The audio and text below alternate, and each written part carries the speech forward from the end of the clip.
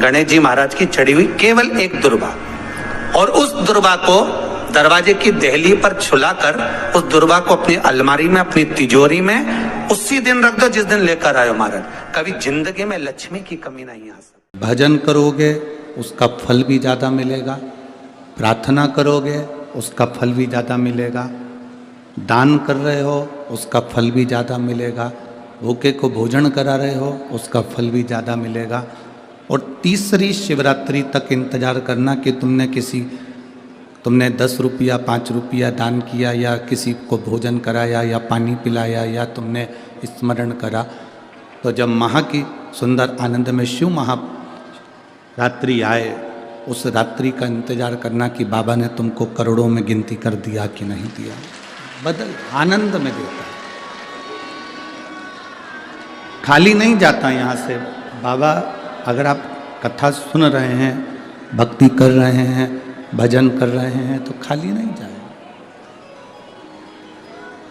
आपका स्मरण खाली नहीं जा सकता। बस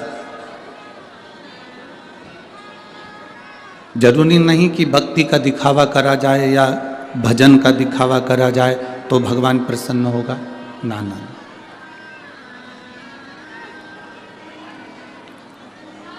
भजन का, भक्ति का, दान का, पुण्य का, स्मरण का दिखावा नहीं होना चाहिए।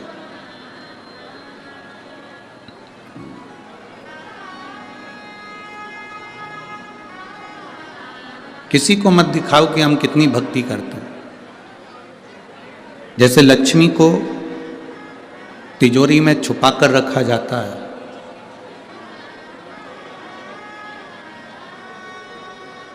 घर की बहू बेटी को पर्दे में रखा जाता है,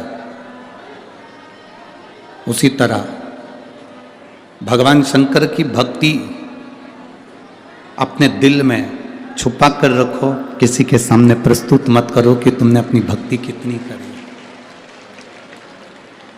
एक राजा नगर में भ्रमण के लिए निकला, और राजा जब घूमते घूमते भ्रमण के लिए निकला तो जंगल में पहुंचा, तो जंगल में उसने क्या देखा कि एक कुटिया बनी हुई है, कोई संत उसमें बैठे होंगे, कोई अच्छा सा आश्रम दिख रहा है।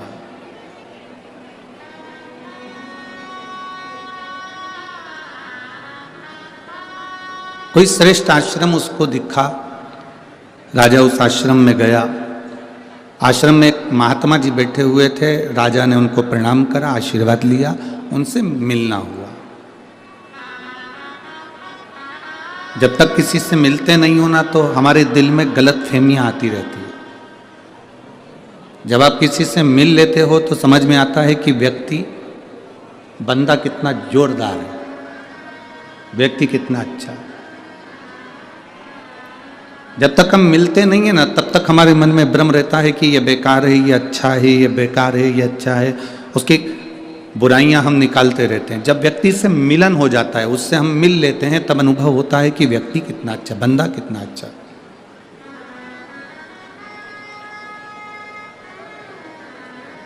गुरु नानक देव जी ने तो अपने शिष्यों से कहा,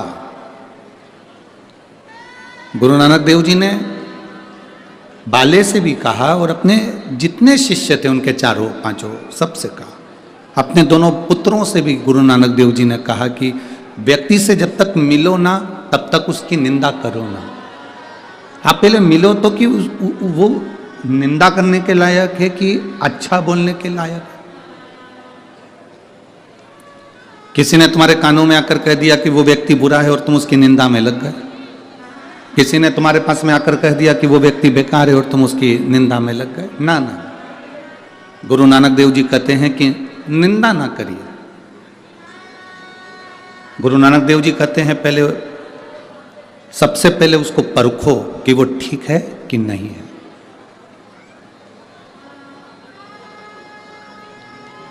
हम किसी को भी अपशब्द कह दें, हम किसी को भी वाणी कुछ भी कह दें, हम किसी को भी आड़ा टेढ़ा कह दें, ये श्रेष्ठता नहीं है।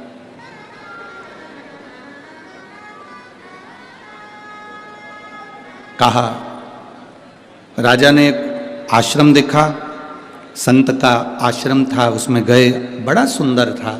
राजा ने महात्मा जी को प्रणाम कर कर कहा, बाबा जी प्रणाम। बाबा जी ने कहा कौन है? कहा मैं राजा नगर का, यहाँ वन में आया हूँ, आपका आश्रम देखा था, बड़ा सुंदर लगा तो आपसे मिलने के लिए आ गया। ठीक है, अब आप आ गए हैं मिलने के लिए, आश्रम देखो, दर्शन करो, प्रसाद पाओ, फिर जाओ। राजा ने जब महात्मा जी के घर का भोजन करा, दाल एकदम पानी की तरह, रोटी एकदम मोटी मोटी, ना उसमें नमक था ना उसमें मसाला था, और राजा ने उस भोजन को ग्रहण किया। तो महात्मा जी से कहा, महाराज जी इतने सारे महात्मा यहाँ रहते हैं, संत यहाँ रहते हैं, और तुम भोजन ऐसा कराते हो, ऐसा भोजन करते हो, श्रेष्ठ नहीं है। अब मैं राजघराने से, राजकोष में से आपके लिए कुछ ना कुछ भेजूंगा, आप अच्छा बनाओ, अच्छा खिलाओ, अच्छे से रहो।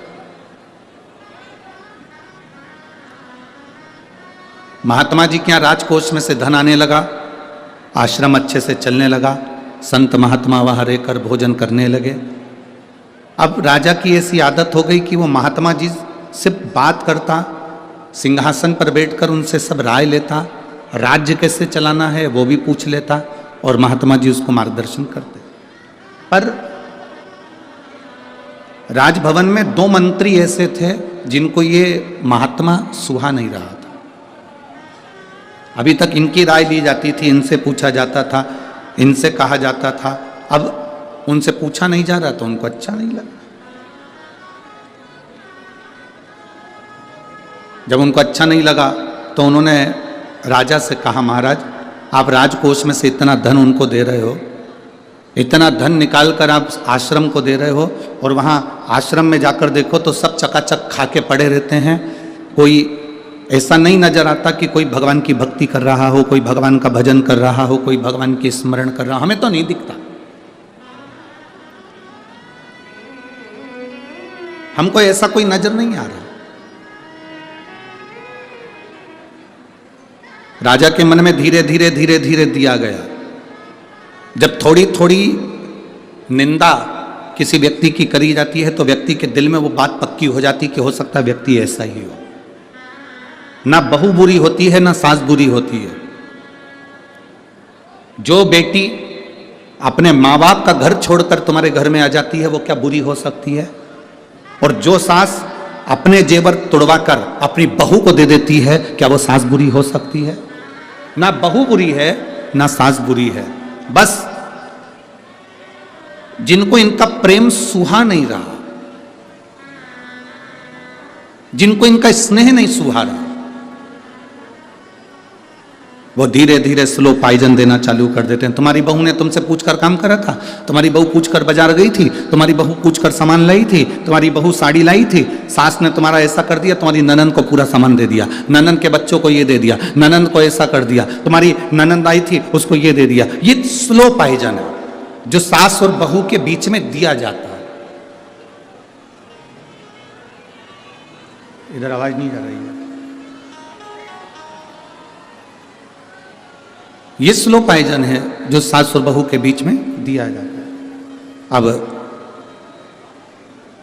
धीरे धीरे दोनों में तकरार चालू हो जाती है। राजा को भी समझाया गया, धीरे धीरे बताया गया कि ये अच्छा नहीं है, महात्मा जी अच्छे नहीं है, आश्रम में कोई भजन नहीं करता, कोई कीर्तन नहीं करता, कोई मंत्र जाप नहीं करता, सब खा के पड़े रहते हैं, सब खा के पड़े हुए। बड़ा राजा ने कहा, हमारे राजकोष के धन का दुरुपयोग हो रहा है, हमारे राजकोष के धन का दुरुपयोग। राजा ने कहा, आज ही रात को मैं जाकर पता करूंगा कि ये क्या हो रहा है, मैं आज रात को जाकर मालूम करूंगा कि आखिर हो क्या रहा है। राजा एक साधारण वस्त्र पहन लेता है और संत के आश्रम में पहुंच जाते हैं, महात्मा जी के आश्रम में पहुंच गए। जैसे ही महात्मा जी के आश्रम में राजा पहुंचा तो महात्मा जी ने आवाज लगाई, राजा तुम आए हो, आ जाओ, तुम आए हो, आओ बैठो। राजा महाराज जी आपने मुझे पहचान लिया? हाँ। कैसे आना हुआ महाराज?